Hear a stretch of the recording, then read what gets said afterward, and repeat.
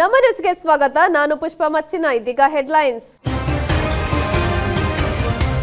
ಬಿಸಿ ರೋಡಿನ ಅಂಬೇಡ್ಕರ್ ಭವನದಲ್ಲಿ ಸಂಭ್ರಮದ ಗಣರಾಜ್ಯೋತ್ಸವ, ಪ್ರೋಟೋಕಾಲ್ ಮೀರಿದ ತಾಲೂಕು ಆಡಳಿತ.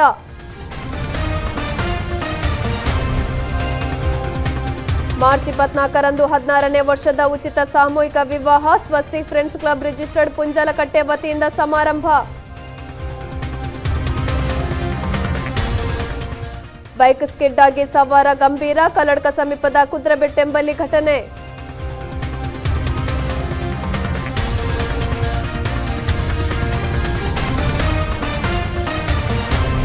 ಬಿಸಿ ರೋಡಿನ ಅಂಬೇಡ್ಕರ್ ಸಭಾಭವನದಲ್ಲಿ ಸಂಭ್ರಮದ ಗಣರಾಜ್ಯೋತ್ಸವ ಕಾರ್ಯಕ್ರಮ ನಡೆಯಿತು. ಬಂಟ್ವಾಳ ತಾಲೂಕು ಗಣರಾಜ್ಯೋತ್ಸವ ಸಮಿತಿ ವತಿಯಿಂದ ಬಿಸಿ ರೋಡಿನ ಆಡಳಿತ ಸೌಧದ ಮುಂಭಾಗದಲ್ಲಿ ಗಣರಾಜ್ಯೋತ್ಸವದ ಅಂಗವಾಗಿ ಶಾಸಕ ರಾಜೇಶ್ ನಾಯ್ಕ ಕುಳಿಪಾಡಿಗುತ್ತ ಅವರ ಉಪಸ್ಥಿತಿಯಲ್ಲಿ ತಹಶೀಲ್ದಾರ್ ಬಿಎಸ್ ಕೂಡಲಗಿ ಅವರು ಧ್ವಜಾರೋಹಣ ನೆರವೇರಿಸಿದರು. ಧ್ವಜಾರೋಹಣಕ್ಕೂ ಮುನ್ನ ಪೊಲೀಸ್, ಶಾಲಾ ವಿದ್ಯಾರ್ಥಿಗಳು ಹಾಗೂ ಬಂಟ್ವಾಳ ತಾಲೂಕಿನ ನಿವೃತ್ತ ಸೈನಿಕರ ಸಂಘದ ವತಿಯಿಂದ ಆಕರ್ಷಕ ಪಥಸಂಚಲನ ನಡೆಯಿತು.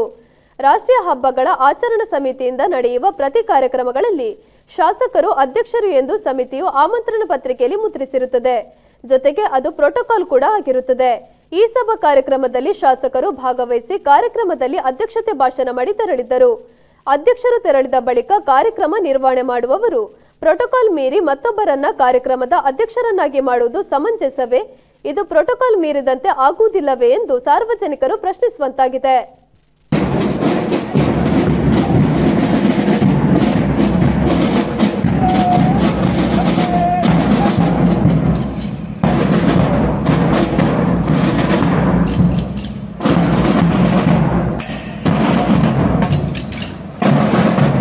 ಇನ್ನು ಅನೇಕ ಸೈನಿಕರು, ಮಾಜಿ ಸೈನಿಕರು ಬಂಟ್ವಾಳದಲ್ಲಿದ್ದಾರೆ. ನಮ್ಮ ಬಂಟ್ವಾಳದಿಂದ ರಾಷ್ಟ್ರ ಸೇವೆಗೆ ಹೋಗಿರುತ್ತಾರೆ.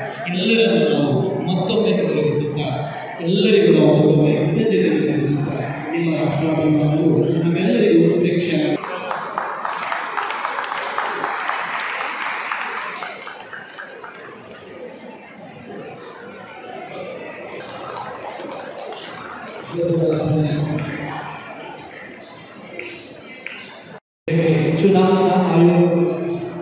ಚುನಾವಣಾ ಆಯೋಗ ರಚನೆಯಾಗಿ 1951 ಪ್ರಥಮ ನಮಗೆ ಚುನಾವಣೆ ಆಗದೆ 1950 ಜನವರಿ 22ರಂದು ಈ ಪ್ರಜಾಪ್ರಭುತ್ವ ದಿನವಾಗಿ ಸಂವಿಧಾನ ಘೋಷಣೆ ಆಗ್ತದೆ. ಆ ಘೋಷಣೆ ಆದಂಥ ದಿನವನ್ನು ನಾವು ಈ ಶ್ರೇಷ್ಠವಾದ ಪ್ರಜಾಪ್ರಭುತ್ವ ದಿನವನ್ನಾಗಿ ಆಚರಣೆ ಮಾಡಿ ಇಲ್ಲಿಯವರೆಗೆ ಸುಮಾರು 75 ವರ್ಷಗಳಿಂದ ಈ ರಾಷ್ಟ್ರದಲ್ಲಿ ಸುಮಾರು 17 ಬಾರಿ ಚುನಾವಣೆಗಳನ್ನು ನಡೆಸಿಕೊಂಡು ಶ್ರೇಷ್ಠವಾದ ಆಡಳಿತವನ್ನು ಮಾಡಿಸಿಕೊಂಡು ನಾವು ಪ್ರಜಾಪ್ರಭುತ್ವವನ್ನು ಜಗತ್ತಿಗೆ ಮಾದರಿಯಾದಂಥ ರೀತಿಯಲ್ಲಿ ನಾವು ಆಚರಿಸ್ತಾ ಇದ್ದೇವೆ. ಮಾರ್ಚ್ 24ರಂದು Swastik friends club registered Punjalakatte ವತಿಯಿಂದ 16ನೇ ವರ್ಷದ ಸಾಮೂಹಿಕ ವಿವಾಹ ಸಮಾರಂಭ ನಡೆಯಲಿದೆ. ಬಿಸಿ ರೋಡಿನ ಪ್ರೆಸ್ ಕ್ಲಬ್ನಲ್ಲಿ ಕರೆದ ಪತ್ರಿಕಾಗೋಷ್ಠಿಯಲ್ಲಿ ಮಾತನಾಡಿದ ಮಾಜಿ ಜಿಲ್ಲಾ ಪಂಚಾಯತ್ ಉಪಾಧ್ಯಕ್ಷ ಎಂ ತುಂಗಪ್ಪ ಬಂಗೇರ್ ಅವರು, ಸ್ವಸ್ತಿಕ್ ಫ್ರೆಂಡ್ಸ್ ಕ್ಲಬ್ ರಿಜಿಸ್ಟರ್ಡ್ ಪುಂಜಲಕಟ್ಟೆ ಇದರ ವತಿಯಿಂದ 16ನೇ ವರ್ಷದ ಉಚಿತ ಸಾಮೂಹಿಕ ವಿವಾಹ ಸಮಾರಂಭ ಮಾರ್ಚ್ 24ರಂದು ಆದಿತ್ಯವಾರ ಪುಂಜಲಕಟ್ಟೆ ಬಂಗ್ಲೆ ಮೈದಾನದಲ್ಲಿ ನಡೆಯಲಿದೆ. ಈ ಬಾರಿ ಮುಂಬೈ ಉದ್ಯಮಿ ಕಕ್ಕೆಪದವು ಕಮಲಾ ನಿವಾಸ ನಾರಾಯಣ ಶೆಟ್ಟಿ ಅವರ ಸಾರಥ್ಯದಲ್ಲಿ ಸಮಾರಂಭ ನಡೆಯಲಿದೆ. ಮಾರ್ಚ್ 17ರಂದು ವಿವಾಹದ ಪೂರ್ವಭಾವಿಯಾಗಿ ನೋಂದಾಯಿತ ಜೋಡಿಗಳಿಗೆ ಅದ್ದೂರಿಯಾಗಿ ನಿಶ್ಚಿತಾರ್ಥ ನಡೆಯಲಿದೆ. ವಿವಾಹ ಅಪೇಕ್ಷಿತ ವಧುವರರು ಫೆಬ್ರವರಿ 20ರ ಮೊದಲು ಹೆಸರನ್ನು ನೋಂದಾಯಿಸಬೇಕಾಗಿ ವಿನಂತಿ ಮಾಡಿದ್ದಾರೆ. ಕಮಲಾ ನಿವಾಸ ಕಕ್ಕೆಪದ ಕಮಲಾ ನಿವಾಸ ನಾರಾಯಣ ಶೆಟ್ಟಿ ಮುಂಬೈ ಇವರ ಸಾರಥ್ಯದಲ್ಲಿ 16ನೇ ವರ್ಷದ ಸಾಮೂಹಿಕ ವಿವಾಹವನ್ನು ಆರ್ಗನೈಸ್ ಮಾಡ್ತಾ ಇದ್ದೇವೆ. ಸುಮಾರು 467 ಜೋಡಿಯನ್ನು ಇಷ್ಟು ತನಕ ನಮ್ಮ ಕ್ಲಬ್ನಲ್ಲಿ ಮದುವೆಯಾಗಿದೆ. ಈ ವರ್ಷ ಜೋಡಿಗೆ ಕಡಿಮೆ, ಆದರೆ ಆ ಕಾರ್ಯಕ್ರಮ ಒಂದು ಭಜನಾ ಸ್ಪರ್ಧಾ ಮುಖಾಂತರ ಅಲ್ಲಿ ಭಜನೆ ಸ್ಪರ್ಧೆ, ಮದುವೆ ನಡುವೆಯಲ್ಲಿ ಭಜನೆ ಸ್ಪರ್ಧೆ, ಇನ್ನಿತರ ಸಾಂಸ್ಕೃತಿಕ ಕಾರ್ಯಕ್ರಮ ಜರುಗಿತು. ಜೋಡಿ ಈಗಾಗಲೇ ಸುಮಾರು 6 ಜೋಡಿ ನೋಂದಣಿ ಆಗಿದೆ. ಅದರಲ್ಲಿ ಕೆಲವು ಆದಾಯವನ್ನು ಕಡಿಮೆ ಇದ್ದವರಿಗೆ ಮಾತ್ರ, ಕೆಲವು ಜೋಡಿ ಹೇಗಿದೆ ನೋಡಿ ತರಿಸಿ ನೋಡಬೇಕು. ಇನ್ನು ಬರ್ಬೋದು, ಜೋಡಿ ಬರ್ಬೋದು. ಅಂದರೆ ಕಡಿಮೆ ಜೋಡಿಗೆ ನಮ್ಮ ಅವಕಾಶ ಜಾಸ್ತಿ ಕೊಡೋದಿಲ್ಲ. 450 ಅವರಿಗೆ ಒಂದು ಜೋಡಿಗೆ ಸರ್ಕಾರ ಕೊಡೋದು ನಾವು ಕೊಡಬೇಕು. ಪರಿಶಿಷ್ಟ ಜಾತಿ ಜನರಿಗೆ ಸರ್ಕಾರ ಕೊಡ್ತೇವೆ. ಇತರ ಜನಾಂಗದಲ್ಲಿ ನಮ್ಮ ಕ್ಲಬ್ಬಿಂದೆಲ್ಲ 50,000 ರೂಪಾಯಿ ಕೊಡ್ತೇವೆ. ಸುಮಾರು 460 ಜೋಡಿ 24/3 ತಾರೀಕು 24/3 ಆದಿತ್ಯವಾರ ಮಾರ್ಚ್. ಅದು ಸೌಭಾಗ್ಯ ಮೀನಮಾಸ 11 ತಾರೀಕು 24 ಗಂಟೆ 11:20 ವೃಷಭ ಲಗ್ನದಲ್ಲಿ ಪಂಗಮೇಟನ ನಡೆಯಿತು. ಇಂಥ ಒಂದು ಹೆಸರು ನೋಂದಣಿ ಮಾಡಲಿಕ್ಕೆ ಕಡೆ ದಿನಾಂಕ 22/2/24 ಮುಂಚಿತವಾಗಿ ತಿಳಿಸುವಂತೆ ನಾನು ಪತ್ರಿಕಾ ಮುಖಾಂತರ ಎಲ್ಲ ಜನರಿಗೆ ತಿಳಿಸಲಿಕ್ಕೆ ಇಷ್ಟಪಡ್ತೇನೆ. ಮತ್ತು ಸ್ವಸ್ತಿಶ್ರೀ ಪ್ರಶಸ್ತಿ, ಸ್ವಸ್ತಿ ಸಂಭ್ರಮ ಪುರಸ್ಕಾರ ಪ್ರಶಸ್ತಿ, ಹಲವು ಕಾರ್ಯಕ್ರಮದಲ್ಲಿ ಹಲವಾರು ಸಾಂಸ್ಕೃತಿಕ ಕಾರ್ಯಕ್ರಮ ಮತ್ತು ಈ ಸ್ವಸ್ತಿಶ್ರೀ ಪ್ರಶಸ್ತಿಯನ್ನು ನಾವು 5 ಜನರಿಗೆ, ಸ್ವಸ್ತಿ ಸಂಭ್ರಮ ಪುರಸ್ಕಾರವನ್ನು 5 ಜನರಿಗೆ ನೀಡಲಿಕ್ಕೆ ಕೂಡ ಯಾರೋ ತೀರ್ಮಾನ ಆಗಿದೆ. ಅಯೋಧ್ಯೆ ಶ್ರೀರಾಮನ ಪ್ರಾಣ ಪ್ರತಿಷ್ಠೆಯಲ್ಲಿ ಭಾಗವಹಿಸಿ ಹಿಂತಿರುಗಿದ 4 ಸಂತರಿಗೆ ಮಂಗಳೂರಿನಲ್ಲಿ ಭವ್ಯ ಸ್ವಾಗತ ನೀಡಲಾಯಿತು. ರಾಷ್ಟ್ರ ಹಾಗೂ ಅಂತಾರಾಷ್ಟ್ರೀಯ ಮಟ್ಟದಲ್ಲಿ ವಿಜೃಂಭಿಸಿದ ಅಯೋಧ್ಯೆ ಶ್ರೀರಾಮನ ಪ್ರಾಣ ಪ್ರತಿಷ್ಠೆ ಸಮಾರಂಭದಲ್ಲಿ ಭಾಗವಹಿಸಲು ಆಮಂತ್ರಿತರಾಗಿದ್ದ 4 ಸಂತರು ಹಿಂತಿರುಗಿ ಬಂದಿದ್ದು ಮಂಗಳೂರು ವಿಮಾನ ನಿಲ್ದಾಣದಲ್ಲಿ ಭವ್ಯ ಸ್ವಾಗತ ನಡೆಯಿತು. ಸಂತ ಸಮಿತಿಯ ಕೋಶಾಧಿಕಾರಿ ಕನ್ಯಾನ ಕಣಿಯೂರು ಶ್ರೀ ಚಾಮುಂಡೇಶ್ವರಿ ದೇವಿ ಕ್ಷೇತ್ರದ ಶ್ರೀ ಮಹಾಬಲೇಶ್ವರ ಸ್ವಾಮೀಜಿ ಅನುಭವ ವ್ಯಕ್ತಪಡಿಸಿದರು.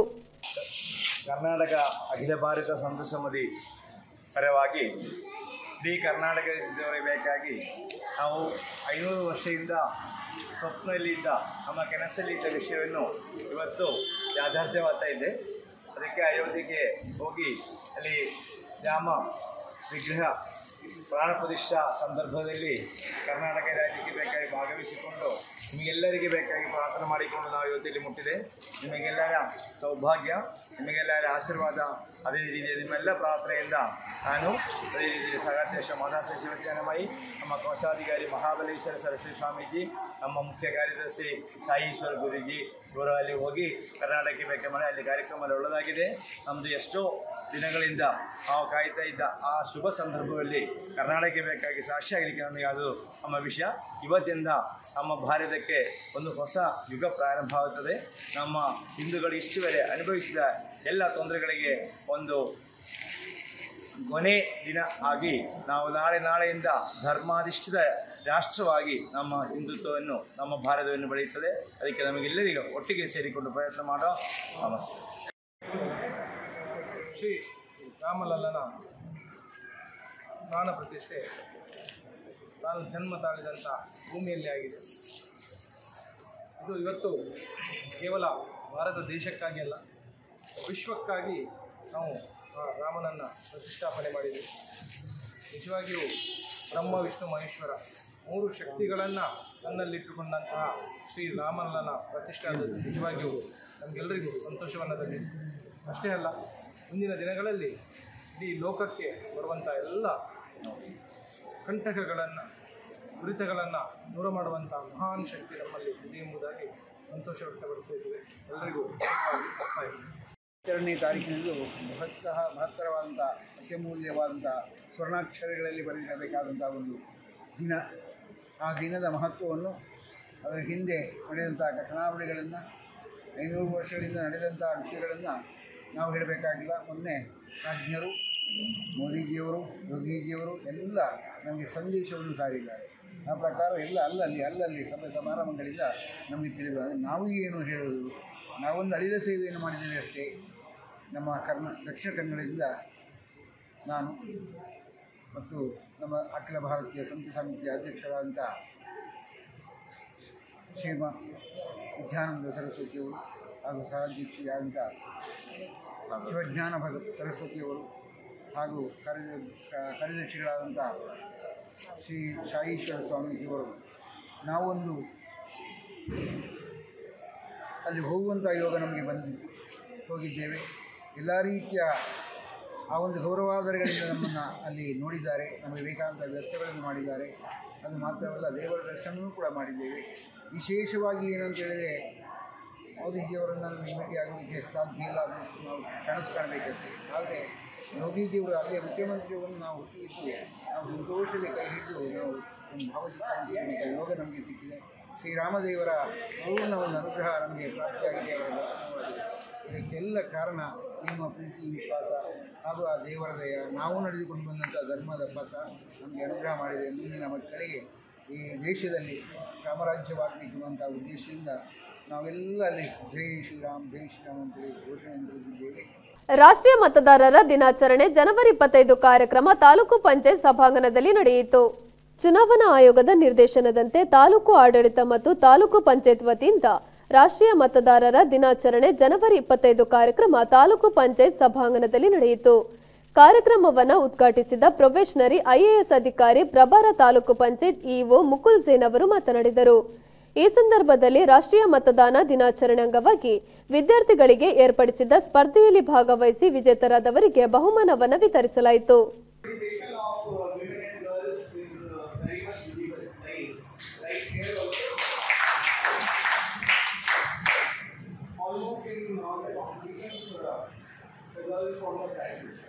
But still the irony is there is no lady there on the guys.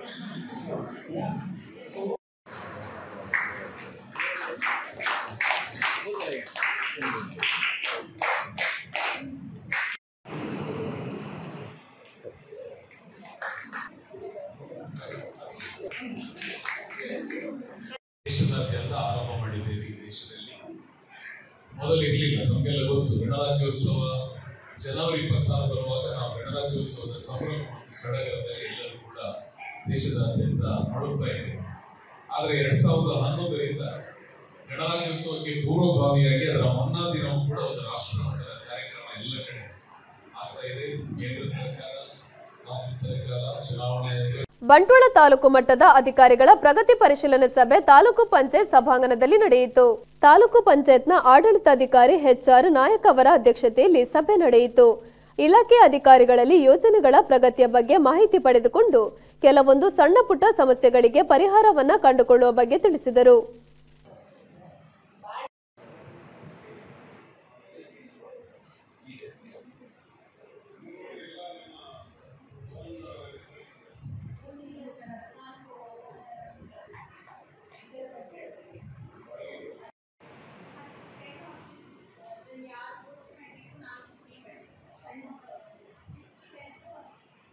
ಅಕ್ರಮ ಮರಳು ಸಾಗಾಟದ ಲಾರಿಯನ್ನ ಬಂಟ್ವಾಳ ಗ್ರಾಮಾಂತರ ಪೊಲೀಸರು ವಶಕ್ಕೆ ಪಡೆದುಕೊಂಡ ಘಟನೆ ನಡೆದಿದೆ.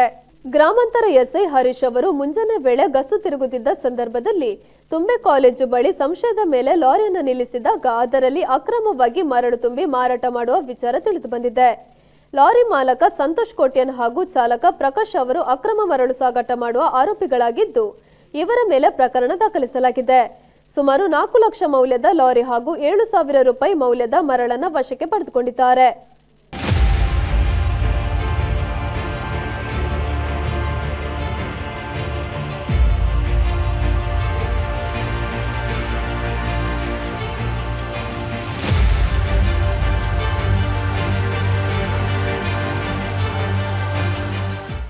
ಬೈಕ್ ಸ್ಕಿಡ್ ಆಗಿ ಬಿದ್ದು ಸವಾರ ಗಂಭೀರ ಗಾಯಗೊಂಡ ಘಟನೆ ಕಲ್ಲಡ್ಕ ಸಮೀಪದ ಕುದುರೆಬೆಟ್ಟು ಎಂಬಲ್ಲಿ ನಡೆದಿದೆ. ಬೈಕ್ ಸವಾರ ದಿಲೀಪ್ ಪುತ್ತೂರ್ ಅವರು ಮಂಗಳೂರು ಕಡೆಯಿಂದ ಪುತ್ತೂರು ಕಡೆಗೆ ಬರುತ್ತಿರುವ ಸಂದರ್ಭದಲ್ಲಿ ಕಲ್ಲಡ್ಕ ಸಮೀಪದ ಕುದುರೆಬೆಟ್ಟು ಎಂಬಲ್ಲಿ ಅಪಘಾತ ಸಂಭವಿಸಿದೆ.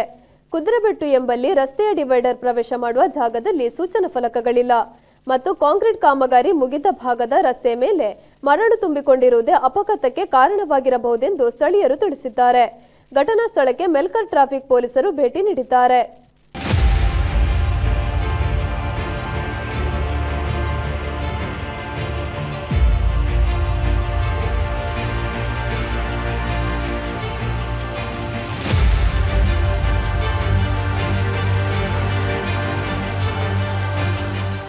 ಅಪರಿಚಿತ ವ್ಯಕ್ತಿಯೋರ್ವ ಮೃತಪಟ್ಟಿದ್ದು ಈತನ ವಾರಸುದಾರರ ಗುರುತು ಪತ್ತೆಗಾಗಿ ಪೊಲೀಸ್ ಇಲಾಖೆ ಮನವಿ ಮಾಡಿದೆ. ಬಂಟ್ವಾಳ ನಗರ ಪೊಲೀಸ್ ಠಾಣಾ ವ್ಯಾಪ್ತಿಯ ಸರ್ಕಾರಿ ಆಸ್ಪತ್ರೆಯಲ್ಲಿ ಕೃಷ್ಣಪ್ಪ ಎಂಬವರು ಅನಾರೋಗ್ಯದ ನಿಮಿತ್ತ ಚಿಕಿತ್ಸೆಗಾಗಿ ದಾಖಲಾಗಿದ್ದರು. ಆದರೆ ವಿಪರೀತ ಅಸ್ವಸ್ಥಗೊಂಡಿದ್ದ ಇವರನ್ನು ಆಂಬ್ಯುಲೆನ್ಸ್ ಮೂಲಕ ಮಂಗಳೂರು ವೆಲ್ನಾಕ್ ಆಸ್ಪತ್ರೆಗೆ ದಾಖಲಿಸಲಾಗಿತ್ತು. ಆದರೆ ಚಿಕಿತ್ಸೆ ಫಲಕಾರಿಯಾಗದೆ ಈತ ಜನವರಿ 9ರಂದು ಮೃತಪಟ್ಟ ಬಗ್ಗೆ ಅಲ್ಲಿನ ವೈದ್ಯರು ಪೊಲೀಸ್ ಇಲಾಖೆಗೆ ಮಾಹಿತಿ ನೀಡಿ ಮೃತದೇಹವನ್ನು ಶವಗಾರದಲ್ಲಿ ಇಡಲಾಗಿತ್ತು. ಆದರೆ ಕೃಷ್ಣಪ್ಪ ಎಂದು ಹೆಸರು ಬಿಟ್ಟು ಯಾವುದೇ ವಿಳಾಸ ನೀಡದೆ ಆಸ್ಪತ್ರೆಗೆ ದಾಖಲಾದ ಕಾರಣ ಇವರ ಕುಟುಂಬದವರನ್ನು ಹುಡುಕುವುದು ಕಷ್ಟವಾಗಿದೆ. ಹಾಗಾಗಿ ಇವರ ಗುರುತು ಸಿಕ್ಕಿದರೆ ಬಂಟ್ವಾಳ ನಗರ ಪೊಲೀಸ್ ಠಾಣೆಯನ್ನು ಸಂಪರ್ಕ ಮಾಡುವಂತೆ ಎಸ್ಐ ರಾಮಕೃಷ್ಣ ಅವರು ಮಾಹಿತಿ ನೀಡಿದ್ದಾರೆ.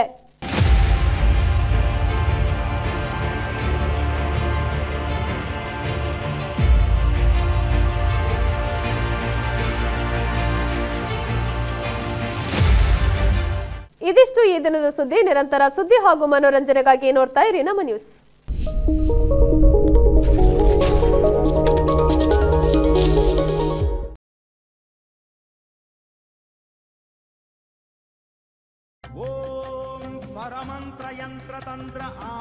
ಶ್ರೀ ಕೇರಳ ಭಗವತಿ ಮಾಂತ್ರಿಕ ಜ್ಯೋತಿಷ್ಯರು ಭಗವತಿ ದೇವಿಯ ಆರಾಧಕರಾದ ಗುರುಜಿ ಕುಮಾರನ್ ದೀಕ್ಷಿತ್ ನಿಮ್ಮ ಸಮಸ್ಯೆಗಳ ಮೂಲವನ್ನ ಶೋಧಿಸಿ ಕೇರಳದ ವಿಶೇಷ ಮೋಡಿ ಪದ್ಧತಿಯಿಂದ ನಿಮ್ಮ ಎಲ್ಲಾ ಸಮಸ್ಯೆಗಳಿಗೆ ಶಾಶ್ವತ ಪರಿಹಾರ ಕಲ್ಪಿಸಿಕೊಡ್ತಾರೆ. ವಿದ್ಯೆ, ಉದ್ಯೋಗ, ವ್ಯಾಪಾರ ವ್ಯವಹಾರ, ಹಣಕಾಸು, ಕೋರ್ಟ್ ಕೇಸ್, ಮದುವೆ, ಸಂತಾನ, ಸತಿಪತಿ ಕಲಹ, ವಿಚ್ಛೇದನ, ಆರೋಗ್ಯ, ಹಣಕಾಸು ವ್ಯವಹಾರ, ವ್ಯಾಪಾರದಲ್ಲಿ ನಷ್ಟ ಹೊಂದುವುದು, ಮಾಟಮಂತ್ರ, ದುಷ್ಟಶಕ್ತಿ, ವಾಮಾಚಾರ ಇನ್ನಿತರ ಯಾವುದೇ ಕಠಿಣ ಸಮಸ್ಯೆಗಳಿದ್ದರೂ ಶಾಶ್ವತ ಪರಿಹಾರ ಮಾಡಿಕೊಡ್ತಾರೆ ನಮ್ಮ ಗುರೂಜಿ.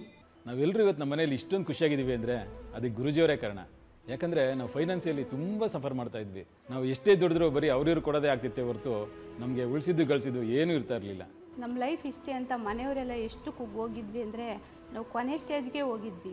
ನಾವು ಗುರುಜಿನ ಮೀಟ್ ಮಾಡಿದ್ಮೇಲೆ ಅವರೊಂದಷ್ಟು ಪೂಜೆನ ಹೇಳಿದ್ರು. ಆ ಪೂಜೆಗಳನ್ನ ಮಾಡಿಸಿದ್ಮೇಲೆ ನಮ್ಮ ಫ್ಯಾಮಿಲಿ ಫುಲ್ ನಾವು ಖುಷಿಯಾಗಿದ್ದೀವಿ. ಜೀವನದಲ್ಲಿ ಎಷ್ಟೆಲ್ಲಾ ಸಮಸ್ಯೆಗಳನ್ನ ಎದುರಿಸಿರೋ ಇವರು ಅನೇಕ ಜ್ಯೋತಿಷಿಗಳ ಬಳಿ ಹೋದ್ರು. ಕೊನೆಗೆ ಇವರೆಲ್ಲಾ ಸಮಸ್ಯೆಗಳಿಗೆ ಪರಿಹಾರ ಸಿಕ್ಕಿದ್ದು ನಮ್ಮ ಗುರುಜಿ ಹತ್ರ. ನೀವು ಚಿಂತಿಸಬೇಡಿ, ಸ್ಕ್ರೀನ್ ಮೇಲೆ ಬರ್ತಾ ಇರುವಂತ ನಂಬರ್ಗೆ ಕೂಡಲೇ ಕರೆ ಮಾಡಿ. ದೂರವಾಣಿ ಸಂಖ್ಯೆ 9686862599.